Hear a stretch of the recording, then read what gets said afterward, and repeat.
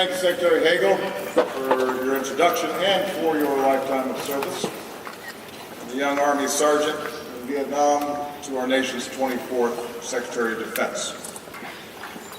Vice President Biden, Jill, Chairman Dempsey, Major General Buchanan, Patrick Hamilton, Chaplain Brainerd, to our men and women in uniform here and around the world, to our outstanding veterans, and most of all, the Gold Star families here to remember the loved ones we've lost. Michelle and I are humbled and honored to commemorate this Memorial Day with you. Every year, this ceremony marks another page in the life of our nation.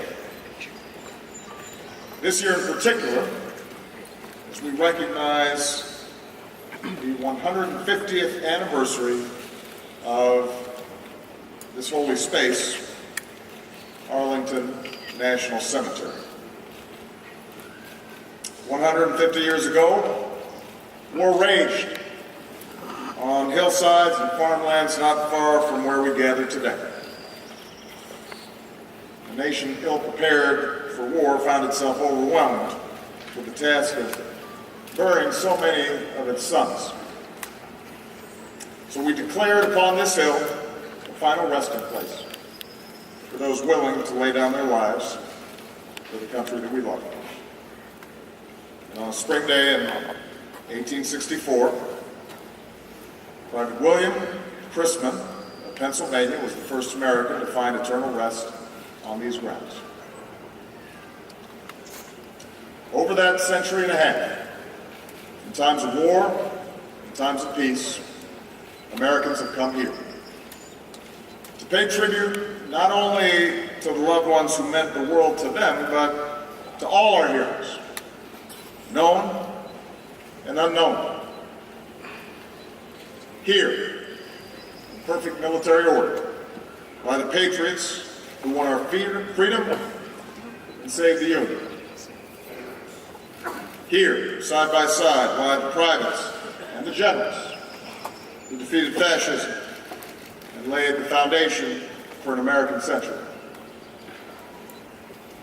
Here lie the Americans who fought through Vietnam and those who won a long twilight struggle against communism. And here in Section 60 lie men and women who gave their lives to keep our homeland safe over more than a decade of war in Iraq and Afghanistan. Early this morning I returned from Afghanistan. Yesterday I visited with some of our men and women serving there, 7,000 miles from home. For more than 12 years, men and women like those I met with have borne the burden of our nation's security. Now, because of their profound sacrifice, because of the progress that they have made, we're in a pivotal moment. Our troops are coming home. By the end of this year, our war in Afghanistan will finally come to an end.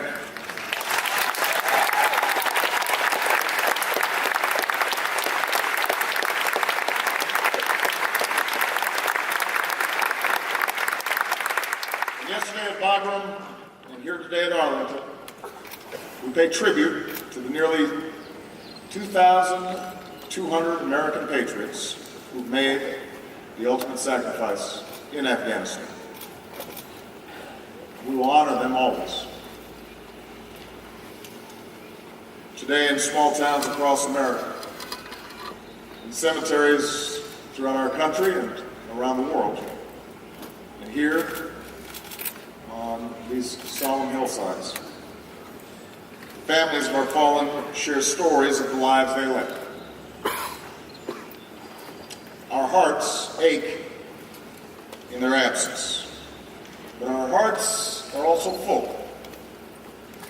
full in knowing that their legacy shines bright in the people that they love the most.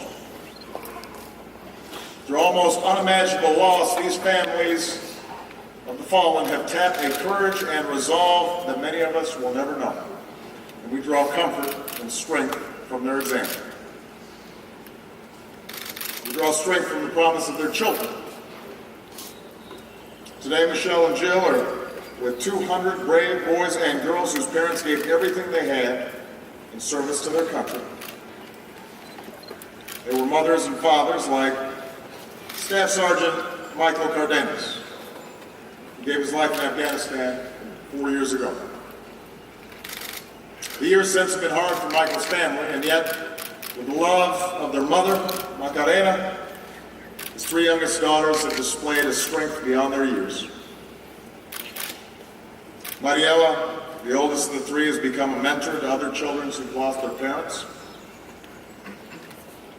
Marilise, the middle girl, was used to her dad carrying her everywhere when she was little. Now 7, she shepherds her little sister, Mariana. And Mariana, who was just a baby when her dad was deployed, is starting to understand what it means that her daddy served his country. Mariela, Marilise, and Mariana are here today. And we say to you and to all these courageous children, your parents' bravery lives on in you. You will never walk alone. Your country will be there to help you grow up into the young men and women your parents always knew you would be. And that's our pledge to you.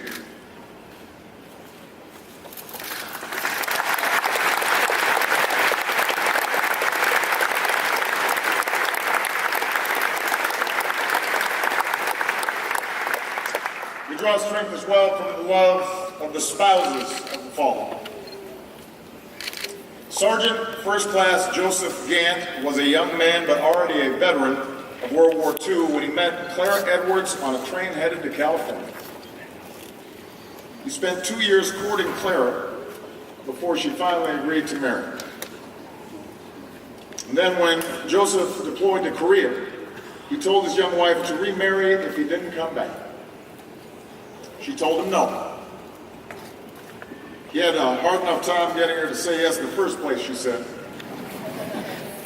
He had waited 2 years for her. She'd wait as long as it took for him to come home. When Joseph went missing in action, Clara waited. She waited 63 years. Meanwhile, our country continued to work to bring home the missing from all our wars. And then last December, his remains finally identified. Joseph returned home to be laid to rest. Clara never remarried during those 63 years. And now, 96 years old, she was there to welcome him home. And we are honored to have Clara Gant here with us today.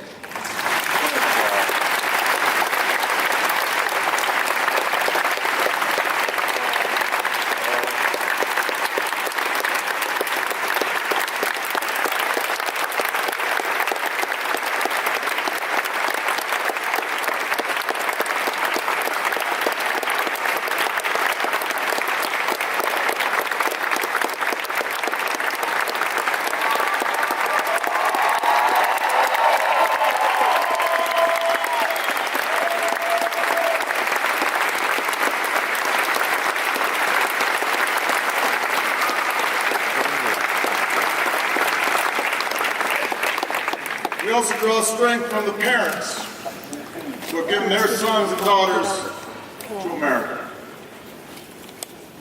Earlier this year in my State of the Union address, I spoke of the remarkable story and grueling recovery of Sergeant First Class Corey Remsburg, who was severely injured by a massive roadside bomb in Afghanistan. When he stood there in the balcony, it reminded our entire nation that we are blessed to be protected by patriots like him. But that was only part of the story. Today I want to close with the story of Corey's brother-in-arms, Sergeant Roberto Sanchez, who was killed by that same explosion. Rob wasn't a big guy, but his mother, Wendy, remembers that he was larger than life, always surrounded by friends and melting hearts with a devastating smile. Rob admired the Army from a young age, dressed up as a soldier the first time he went out for Halloween, and for many Halloweens after that. He meticulously arranged and rearranged G.I. Joes on his bedroom floor. When he watched the Twin Towers fall that awful September day, Rob found his calling to serve his country. A proud Army Ranger who took care of his fellow soldiers just as he did his own family. He'd tell Wendy, "Mom, I'm your Superman." In October 2009, Rob was on his 5th deployment. Rob and Corey were finishing a mission with their fellow Rangers in Kandahar. And that's when the bomb went off. And that's when this American family made a sacrifice, the depths of which few of us will ever truly comprehend. In the years since, Wendy's dug deep to find the strength to live without Rob. She keeps in touch with Corey, who she finally had a chance to meet and spend some time with this past week, sharing their memories of Rob. She runs half marathons. She and her husband pour their hearts into raising their youngest son, Logan, who she says wants to be just like Rob, which she knows means she'll probably send another son into military service. Today, Wendy's watching this ceremony from a home near Indianapolis on a Memorial Day in America that has been made safe by her son's sacrifice. And every day, she looks at the old photo of her and Rob that sits on her dresser. She's reminded that although he is gone, he will always inspire her and will always be her Superman. For the parents who have lost a child, for the husbands and wives who have lost a partner, for the children who have lost a parent, this day and this place are solemn reminders of the extraordinary sacrifice they have made in our name. But today reminds us as well that for these families and for their comrades in arms, their service to our nation endures. There are few who truly understand what it means to send a child into war, or to watch a battle buddy give his life to save others. On this Memorial Day and every day, these are the families and veterans who are sworn to look after. And so here on these hallowed grounds, we rededicate ourselves to our sacred obligations to all who wear America's uniform and the families who stand by them always. That our troops will have the resources they need to do their job. That our nation will never stop searching for those who've gone missing, who are held as prisoners of war. That, as we've been reminded in recent days, we must do more to keep faith with our veterans and their families and ensure they get the care and benefits and opportunities that they've earned and that they deserve. These Americans have done their duty. They ask nothing more than that our country does ours, now and for decades to come.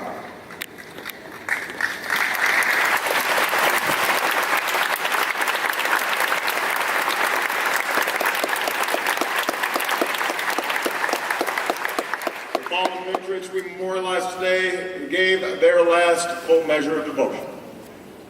Not so we might mourn them, though we do. Not so that our nation might honor their sacrifice, although it does. They gave their lives so that we might live ours, so that a daughter might grow up to pursue her dreams, so that a wife might be able to live a long life free and secure, so that a mother might raise her family in a land of peace and freedom. Everything that we hold precious in this country was made possible by Americans who gave their all. And because of them, our nation is stronger, safer, and will always remain a shining beacon of freedom for the rest of the world. May God bless the fallen and all those who serve. May God watch over their families. And may God continue to bless the United States of America.